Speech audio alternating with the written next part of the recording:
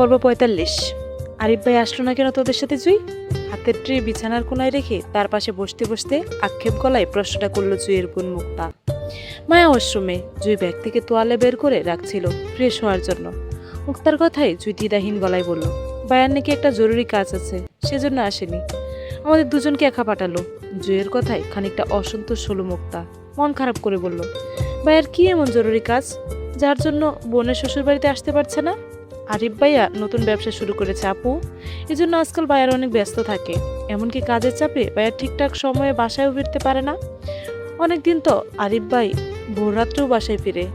যদিও জুয়ের কথাগুলো সত্য, তারপরও আরিফ খান বাড়ির অনুষ্ঠানে না আসার যথাযথ কারণটা ছিল মায়ের প্রতি মন কষাকষি নিয়ে, যেটা আরিফের ব্যস্ততার অজুহাতে গোপন করে গেল জুই। মন খারাপে মুক্তা থেমে নেই। আজ ৩ মাস পর বোনের কাছে পেয়ে এসেছে। যদিও এই ৩ মাস মুক্তা ২-১ বার গিয়েছিল ফাহাদতে নিজের বাড়িতে বাপের বাড়িতে বেড়াতে, তবে সেখানে ভাই বোনদের কাছে দেখা পায়নি ও। হুট করেই মায়ের ফিক্সড হয়ে যাওয়া বিয়েটা আরিফ ক্যান্সেল করে দিল। এ নিয়ে বাসায় কত ঝামেলা হলো। চেয়ারম্যান পরিবার ওদের বাবাকে কত কথা শোনালো। মানহানির মামলা দিতে চেয়ে হুমকি দামকেও দিয়েছিল, কিন্তু নাদিম ছেলেটা সেদিন শফিকুল ইসলামের পাশে দাঁড়িয়েছিল। নিজের পরিবারকে বুঝিয়ে শান্ত রাখলো। আবার শফিকুল ইসলামের সঙ্গেও কথা বলছিল আরিফের সঙ্গে কথা বলবে বলে। হুট করে কেন আরিফ বিয়েটা ক্যান্সেল করতে চাইছে? এতে দুই পরিবারের সম্মান জড়িয়ে আছে। অলরেডি পুরো এলাকায় জানাজানি হয়ে গেছে চেয়ারম্যানের ছেলের সঙ্গে শফিকুল ইসলামের ছোট মেয়ের বিয়ে ফিক্সড হয়ে আছে। এ ব্যাপারটা এখন এই মুহূর্তে যদি কোনো কারণ ছাড়া আরিফ বিয়েটা না করে, তাহলে স্বাভাবিকের ন্যায় সবার সম্মানে আঘাত লাগবে। এলাকার মানুষ সমালোচনা করবে, নিন্দা জানাবে। সেজন্য শফিকুল ইসলাম চেয়েছিল মায়া জুইকে নিয়ে আরিফ আশুগঞ্জ ফিরতে। ওনাদের ধারণা ছিল আরিফ একবার মায়াকে নিয়ে আশুগঞ্জ ফিরলে যেভাবেই হোক মায়াকে নাদিমের সঙ্গে রাতে রাতে বিয়েটা দিয়ে দিবে আরিফের বুঝিয়ে শুনিয়ে। যদি আরিফ এতে রাজি না হয়, তারপরে বিয়েটা সম্পূর্ণ করতো মায়ের পরিবার। অন্তত নিচের দেওয়া ওয়াদা রক্ষা করার জন্য হলেও মায়াকে চেয়ারম্যান পরিবারে বিয়ে দিত। এছাড়া এখানে বিয়ের জন্য মায়া তো আর অমত করেনি, সেজন্য বিয়েটা সবাই সম্পূর্ণ করতে চায় যেভাবেই হোক। কিন্তু আরিফ এসবের কিছু তোয়াক্কা করলো না। হুট করে মায়ের বিয়েটা ক্যান্সেল করে দিয়ে মায়াকে আর ফিরল না আশুগঞ্জ। ফোনে নাদিমের সঙ্গে আরিফের কি কথা হয়েছিল মুক্তা জানে না। এরপর থেকে চেয়ারম্যান পরিবারের সবাই বেশ স্বাভাবিকভাবেই রয়েছে মুক্তাদের পরিবারের সঙ্গে। তবে মায়ের বিয়েটা একেবারে ভেঙে যায়নি, বরং এখনো আগের নিয়ে আছে। শফিকুল ইসলাম কিছু সময় চেয়েছেন চেয়ারম্যানের থেকে। নিজের ছেলে মেয়ে বাড়িতে ফিরলে এ নিয়ে কথা বলবেন সবার সাথে। ততদিন যেন অন্তত সময় দেন শফিকুল ইসলামকে চেয়ারম্যান সাহেব। সেদিন শফিকুল ইসলামের কথা রেখেছিল চেয়ারম্যান সাহেব। তারপর থেকে মায়ের বিয়ের বিষয়টা আপাতত স্থগিত আছে। পুনরায় আলোচনায় বসবে যখন মায়াকে নিয়ে আরিফ আশুগঞ্জ যাবে তখন। এত কিছুর মাঝে আরিফের মতামত শূন্য। না নিজের বাড়িতে যাচ্ছে আর না মায়াকে যেতে দিচ্ছে। বিগত ৩ মাস ধরে চট্টগ্রামেই আছে মায়ারা। মুক্তা অনেকবার দিনভর বোনদের নানা শ্বশুর বাড়িতে পেয়ে খুশিতে আত্মহারা। মায়া এখানে এসেছে পর থেকেই বোনদের সাথে আছে সে। সন্ধ্যায় মায়াদের জন্য ট্রেতে করে নাস্তা নিয়ে এসে উক্ত কথাগুলো বলছিল মুক্তা। মন খারাপের একইভাবে বলল মুক্তা, নতুন ব্যবসা দিয়েছে বলে বোনদের এক নজর দেখা যাবে না ভাইয়ের? আরিফ ভাই বাড়িতে যায় না, আমার বাড়িতেও যায় না, আবার এখানেও আসলো না। আমি নোটিশ করেছি জুই, আরিফ ভাই সপ্তাহে সপ্তাহে ঢাকা গেলেও আমার শ্বশুর বাড়িতে যায় না আমাকে দেখতে। বাপ চাচা মিলিয়ে একটা ভাই আমাদের, সেও আমাদের খোঁজ করে না। আমার তো মনে হয় ভাইয়া কোনো কারণে রেগে আছে আমার শ্বশুর বাড়ির মানুষের উপর, এজন্য যেতে চায় না। জুই ব্যাগ থেকে কাপড় নামাচ্ছিল। মুক্তার মন খারাপের কথাগুলো শুনে মনে ভয় সংশয় সৃষ্টি হলো। ওরা ৩ বোনের মাঝে মুক্তাই বেশ চতুর। অল্প সময়ে সবকিছু চট করে ধরে ফেলতে পারে সে। হয়তো আরিফের নিয়ে মনে করে সন্দেহ সৃষ্টি হয়েছে, সেটার খোঁজ করতেই জুইকে এখন ঘুরিয়ে পেঁচিয়ে প্রশ্ন করছে। জুই হাতের তোয়ালেটা বিছানায় রেখে এগিয়ে মুক্তার মুখোমুখি বসে বলল, তেমন কিছু না আপু, তুমি ভুল বুঝছো। ভাইয়া আসলে প্যারার মধ্যে আছে। তাছাড়া আরিফ ভাই তো রোজ তোমার সাথে ফোনে যোগাযোগ রাখছে। ভাইয়ের সাথে কি আমার শুধু ফোনে যোগাযোগ রাখার সম্পর্ক জয়ী? একটাবার আমার শ্বশুর বাড়িতে গিয়ে আমাকে দেখে আসলো না? এখন তো ভাইয়া চট্টগ্রামে আছে, আমিও এখানে আছি। কতক্ষণ লাগবে আমার শ্বশুর বাড়িতে আসতে? এখানেও আসলো না। আমার কি মনে হয় জুই জানিস, আরিফ ভাইয়া হয়তো কোনো কারণে আমার শ্বশুর বাড়িতে আসতে চাইছে না। আচ্ছা জুই, তুই জানিস কিছু এই ব্যাপারে? তুই খানিকটা থতমত খেয়ে বলল, না আপু। আচ্ছা তোরা কেন বাড়ি যাচ্ছিস না? আমাদের পড়ার চাপ বেশি পড়েছে আপু, নিজের প্রশ্নের দ্বারা জারি রেখে ফের বলল মুক্তা। আচ্ছা মায়া কি কারোর সাথে রিলেশনে আছে? আপু সত্যি করে বলবি জুই? একইভাবে জুই উত্তর দিয়ে বলল, না আপু নেই। জুইকে সন্দেহ করে মুক্তা বলল, তুই মিথ্যা বলছিস জুই। আমার মনে হয় মায়া কারোর সাথে রিলেশনে আছে, নয়তো আরিফ ভাইয়া হুট করে কেন নাদিফের সঙ্গে বিয়েটা ভেঙে দিল? ও নিশ্চয়ই আরিফ ভাইয়াকে বলেছে বিয়েটা ভাঙতে। সেদিন এই বিয়ের জন্য আরিফ ভাই নিজের প্রথমে রাজি ছিল। সত্যি করে বলতো জুই, কি হয়েছে আসলে? মুক্তার একের পর এক তারাতে প্রশ্নের বানে এবার যথাযথভাবে জুই কাঁপড়ে যাচ্ছে। যদি কোনো কারণে ভুলেও মায়া সম্পর্কে মুক্তার কানে কিছু যায়, তাহলে সেটা ওদের পরিবারের সবার কানে পৌঁছে যাবে মুহূর্তেই। জুই নিজেকে দাতস্থ করে আবারও মিথ্যা বলে বলল, না আপু, তুমি বেশি চিন্তা করছো, এমন কিছুই হয়নি। মায়া কারোর সাথে রিলেশন করছে সেটা তোমাদের চোখে পড়তো না? ও তো গবেট, সবার আগে তোমার কাছে ধরা পড়তো এটা। জুয়ের কথায় মুক্তার যুক্তিসঙ্গত মনে হলো। ওরা তিন বোনের মধ্যে মায়া একটু বোকা টাইপের, কোনো কাজ করলে সেটা সহজেই হজম করে রাখতে পারে না, কারো না কার কাছে ধরা পড়বেই। যদিও মায়া কোন রিলেশন থাকতো, তাহলে অন্তত জুয়ের কাছে হলেও সেটা এতদিন ধরা পড়ে যেত। জুই তো আর মুক্তাকে মিথ্যা বলবে না। কিন্তু এত ভালো বিষয়টা, বিয়েটা আরিফ কেন হঠাৎ না করে দিল, সেটাই বুঝতে পারছে না মুক্তা। মুক্তা ভেবে রেখেছে আজ রাতে একবার ফাহাদকে নিয়ে যাবে আরিফের সঙ্গে দেখা করতে।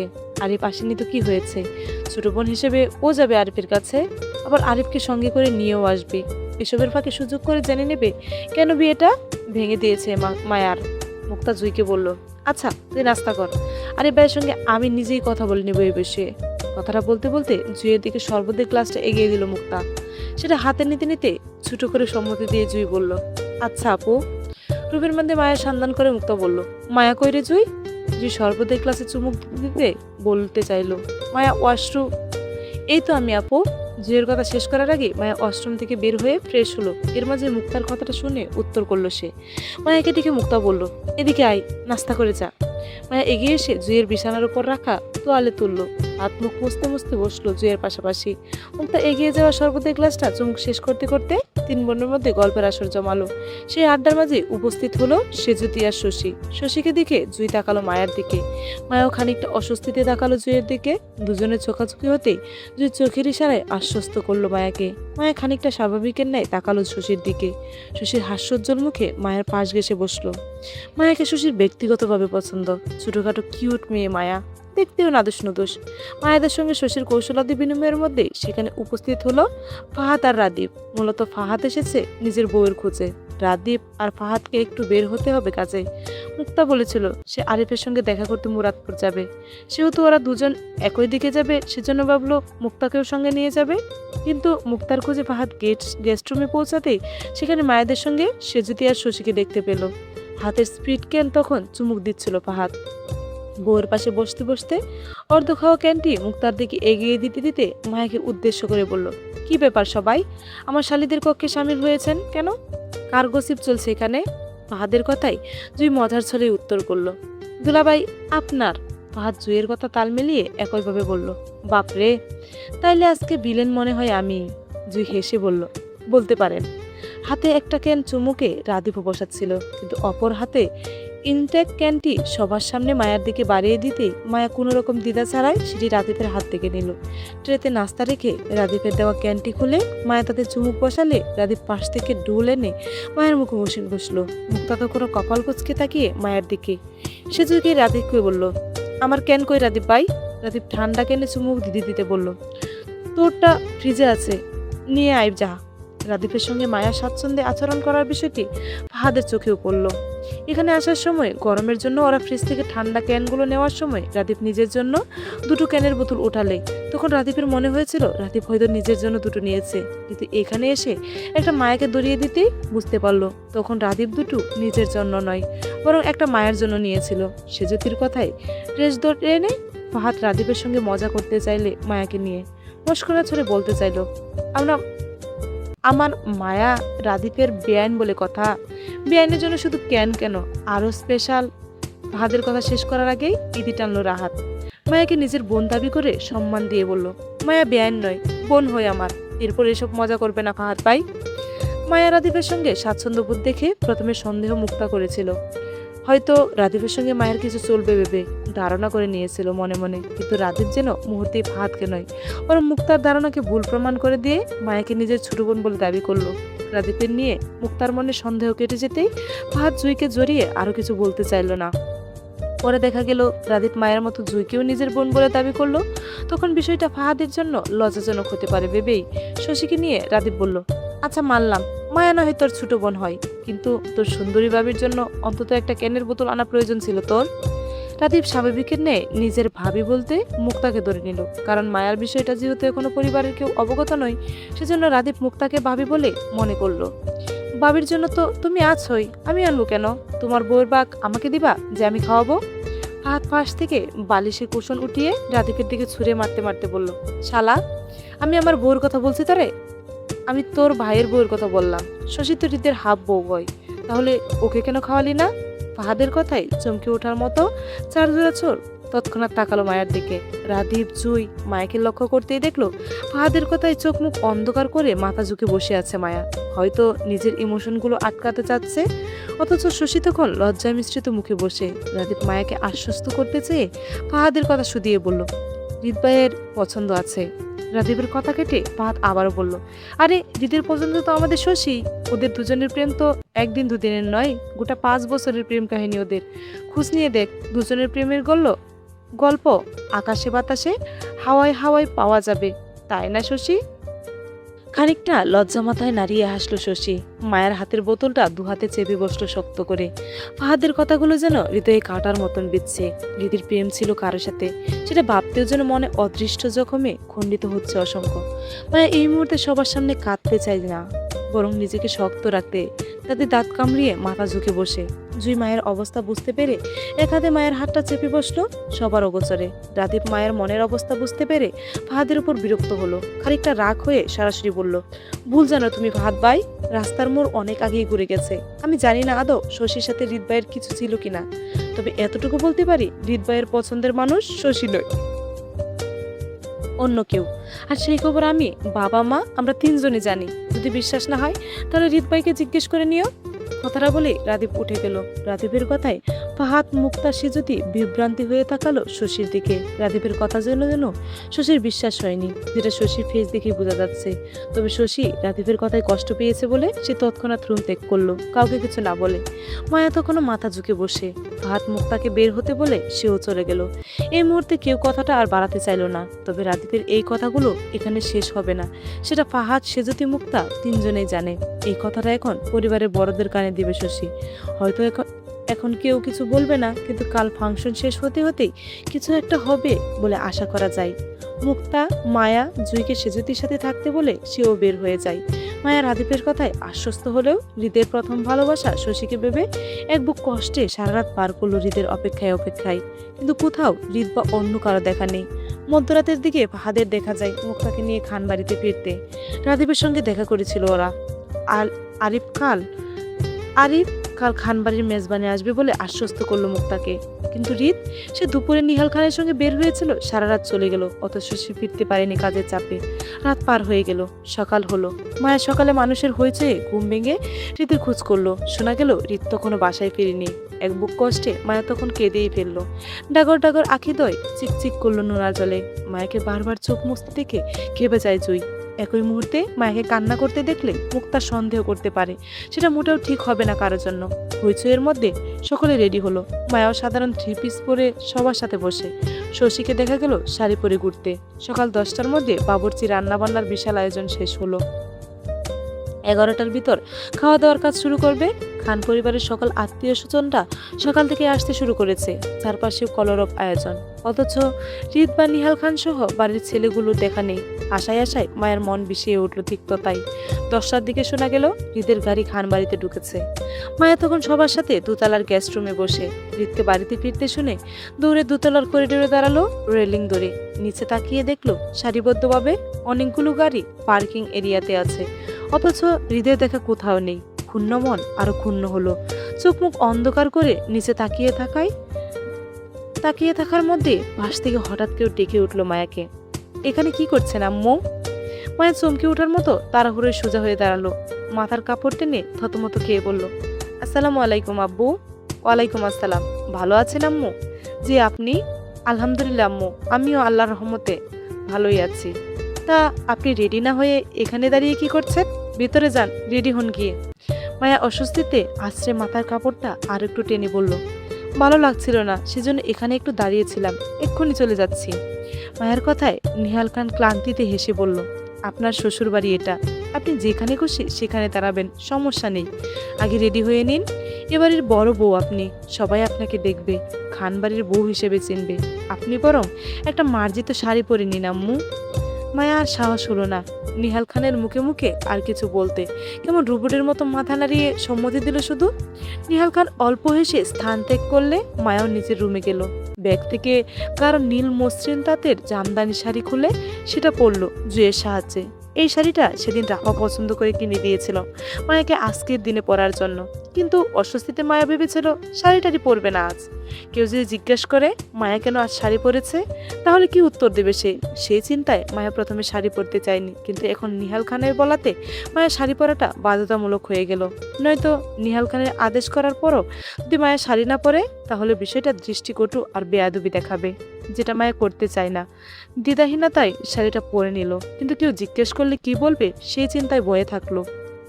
মায়ের শাড়ি পরা শেষ হতেই রুমে ঢুকলো মুক্তা, হাতে নিজের দুটো শাড়ি নিয়ে। মায়াকে গাঢ় টকটকে নীল শাড়িতে দাঁড়িয়ে থাকতে দেখে সেদিকে কয়েক সেকেন্ড মুগ্ধ চোখে তাকিয়ে থেকে বলল, মাশাল্লাহ, তোকে তো বেশ সুন্দর লাগছে শাড়িতে মায়া। এই শাড়িটা কোথায় পেয়েছিস তুই? জুই তখন মায়ার সামনে বসে কুচিগুলো ঠিক করছিল। মায়া মুক্তাকে দেখে ভয়ে ভয়ে বলল, আরিফ ভাই কিনে দিয়েছিল এটা। বাহ, সুন্দর হয়েছে, তোকে অনেক মানিয়েছে। কথাটা বলে মুক্তা হাতের শাড়িগুলো বিছানার উপর রাখতে রাখতে আবারও বলল, আমি আরো তোদের দুজনের জন্য দুটো শাড়ি এনেছিলাম। রাদীপ বলল নিহাল আঙ্কেল নাকি মেয়েদের সবাইকে আজ শাড়ি পরতে বলেছে। উনি হঠাৎ এই কথাটা কেন বললো জানি না, তারপরও গুরুজন যেহেতু আদেশ করেছে। জুই, তুইও একটা শাড়ি পরে নে, কিছু লাগলে আমাকে ডাকিস। রিত ভাই নিচে এসেছে, ওনার সাথে দেখা করে আসি, কেমন? অস্থিরতায় মায়া কোনো রকম মাথা নাড়িয়ে সম্মতি দিয়ে মুক্তা চলে গেল। মায়া রিতকে দেখার আশায় জুইকে রেখে চলে গেল আবারও করিডোরে। পিলার ঘেঁষে রেলিংয়ের দিকে তাকালো চোখে। অস্থিরতায় আশেপাশে তাকিয়ে আবারও রিতকে কোথাও দেখতে না পেয়ে চোখ চিকচিক করলো নোনা জলে। হৃদয় ভঙ্গে জেদ উপরে উঠছে তো ক্লান্তিতে। সারা রাতের হলে শরীর রুরু করছে ক্লান্তিতে। লম্বা সাহার না নিলে নয়। এরই মধ্যে সিঁড়ি বেয়ে করিডোরে পা রাখতেই চোখে পড়লো নিজের বউকে নীল শাড়িতে দাঁড়িয়ে থাকতে। থমকে যাওয়ার মতো সেখানেই দাঁড়ালো অপলক দৃষ্টিতে তাকিয়ে। মায়া দ্বিগুণ চুলগুলো এলোমেলো হাত খোপা করে সাজগোজবিহীন রেলিং ধরে দাঁড়িয়ে হয়তো নিচে তাকিয়ে কারো সন্ধান করছে। মায়ের সৌন্দর্যতা যেন মুহূর্তে স্নিগ্ধতা ছড়ালো হৃদের মনে। রন্ধে রন্ধে বয়ে গেল শীতলতা। অপলক দৃষ্টিতে তাকিয়ে রইল সেই দিকে। মায়াকে দেখে গেল বাম হাতে চোখ মুছতে। রেলিং ধরে নিচে ঝুঁকে আবারও কিছু সন্ধান করতেই হৃদ কপাল কুচকায়। কিছু একটা ভেবে এগিয়ে এসে হঠাৎ মায়ের বাহু টেনে পিঠ ঠেকালো পিলারে। মুহূর্তের মাঝে কোনো কিছু ঠাউর করতে না পেরে ব্যথায় পিঠ বাঁকালো মায়া। হৃদকে লক্ষ্য না করে ধাক্কা মেরে নিজেকে ছাড়াতে চাইলে হৃদ মায়ের বাহু পেঁচিয়ে বলল, শরীরে তেজ বেড়ে গেছে, শক্তি দেখান, হাড় ভেঙে হাতে ধরাই দেব। হৃদের কণ্ঠে মায়া চমকে ওঠার মতো চুপসে গেল। অনাকাঙ্ক্ষিতভাবে হৃদকে এই মুহূর্তে আশা করেনি মায়া। হৃদের সান্নিধ্য পেতেই মায়া চুপ করে গেল। অভিমানী গলায় মিনমিন করে বলল, আপনি আমাকে ছুবেন না চান? তাহলে কে ছুবে? আপনি রাতে আসেন নাই কেন? আমি অপেক্ষায় ছিলাম। আপনি ডেকেছেন যে আসবো? মায়া গাল ফুলিয়ে অভিমানী গলায় ফের বলল, আপনি তো আমার কল রিসিভ করেন না। কল রিসিভ করার মতো কাজ করেছেন যে রিসিভ করব? হৃদের কথায় মায়া আবারও চুপ করে গেল। চোখের পানি সমান তালে টলমলিয়ে নামলো গাল বেয়ে। হৃদ মায়ের চোখের পানি মোছার চেষ্টা করলো না, বরং মায়ের ধুতি চেপে মুখটা এদিক ওদিক ঘুরিয়ে তীক্ষ্ণ দৃষ্টিতে দেখে বলল, দিন দিন এত গ্লো করছেন কেন? জামাই আশেপাশে না থাকলে সৌন্দর্য বাড়ে কেন? মায়া হৃদকে অল্প ধাক্কা দিয়ে নিজের দিকে ছাড়াতে চেয়ে বলল, জানি না। আপনি সব জানেন ম্যাডাম, জেনে বুঝে আমাকে পাগল বানাচ্ছেন। মেসেজে কি লিখেছিলেন? আমার সিস্টেমের সমস্যা আছে, চলে না, অচল, আর কি জেনেছিল? হৃদের কথাটা মায়ের বুদ্ধগম্য হলো না। কিসের সিস্টেম, কিসের কি? মায়ের অবুঝ গলায় জানতে চেয়ে বলল, মানে? মায়ের অবুঝতার প্রশ্নে শক্ত হতে মায়ের গাল চেপে পুনরায় পিলায়ের সাথে ঠেসে ধরল হৃদ। মানে আজকে আপনি শেষ ম্যাডাম, শুধু রাতটা হতে দিন। নিজেকে কিভাবে বাঁচাবেন আমি দেখব। এবার হৃদের কথার যথার্থ অর্থ বুঝলো না মায়া, বরং মায়ের মনে হলো সে আবারও কোনো ভুল করেছে, যার জন্য হৃদ রেগে আছে। মায়া উত্তেজিত ভঙ্গিতে বলল, আপনি ভুল ভাবছেন, আমি কিছু করিনি, সত্যি বলছি। আপনার কিছু করতে হবে না ম্যাডাম, আমি আছি, আমি করব। আপনার রাত আজকে কিভাবে শেষ হয় সেটা আমিও দেখব। মায়া অসহায় চোখে হৃদের দিকে তাকিয়ে থেকে বলল, সত্যি বলছি, আমি কিচ্ছু করিনি, বিশ্বাস করুন। হৃদ মুহূর্তেই মায়ের মুখোমুখি হয়ে ঝুঁকে বলল, ওকে ডান, কিসমি। কিসমি। হৃদের সোজা সাপটা কথায় মায়া লজ্জায় থতমত খেয়ে গেল। মুহূর্তে চোখে ভেসে উঠল হৃদকে চুমু খাওয়া কালকের দৃশ্যগুলো। মায়া লজ্জায় নত মস্তিষ্ক হতে চাইলে হৃদের হাত ওর গালে চেপে থাকার কারণে হতে পারল না। তারপরও মায়া হৃদের চোখে চোখ রাখতে না পেরে লজ্জায় চোখ মুখ খিচে বন্ধ করে বলল, আমি পারবো না, সরুন, আমি যাব। হৃদ মায়াকে লজ্জা পেতে দেখে হঠাৎ নরম হয়ে আসলো। মায়ের সাথে ঘনিষ্ঠতা বাড়াতে চেয়ে শাড়ি ভেদ করে মায়ের উন্মুক্ত কোমরে দুহাত বিড়ালো। মায়া ঝুঁকে কপাল ঠেকালো মায়ের খোলা কাঁধে। আলতো ঠোঁট ছুঁয়ে মায়া কেঁপে উঠে হৃদের বাহুতে সরিয়ে ছেড়ে দিয়ে বয়ে। হৃদ শক্ত হাতে আঁকড়ে ধরল মায়াকে। নিজের সাথে মিশে যাওয়া মায়ের কাঁধে পরপর ঠোঁট ছুঁয়ে উঠল গলায়, তারপর গলা থেকে একইভাবে কানে স্পর্শ করতেই হৃদ ফিসফিসিয়ে বলল, আমার পারমিশন ছাড়া শাড়ি চেঞ্জ করবেন না। মায়া ভয়ে কোনোরকম কম্পিত গলায় অল্প আওয়াজে বলল, রাতে আমার রুমে আসবেন। মায়ের উত্তরের সাথে সাথে হৃদ শব্দ করে চুমু খেলো মায়ের গালে। তারপর পরই এগাল ওগাল দুগাল একই শব্দ হলো। কপালে ঠোঁট ছুঁয়ে হৃদ মায়াকে ছেড়ে দাঁড়াতে দাঁড়াতে বলল, আমার রুমে আসো। বলতে বলতে হৃদ সামনে এগোলো। মায়ের কম্পিত শরীরে বেশ কয়েক সময় নিয়ে জায়গায় দাঁড়িয়ে রইল স্বাভাবিক হতে। যখন নিজেকে তাতস্থ করলো মায়ের কি হয়েছে ওর সাথে, তখনই লজ্জায় দুহাতে মুখ ডেকে নিল মুহূর্তে। হৃদ পিছন পিছনে রুমে না গিয়ে উল্টে দৌড়ালো নিজের রুমে। এই মুহূর্তে হৃদের সামনে দাঁড়ানোর মতো সাহস হলো না আর। চলবে।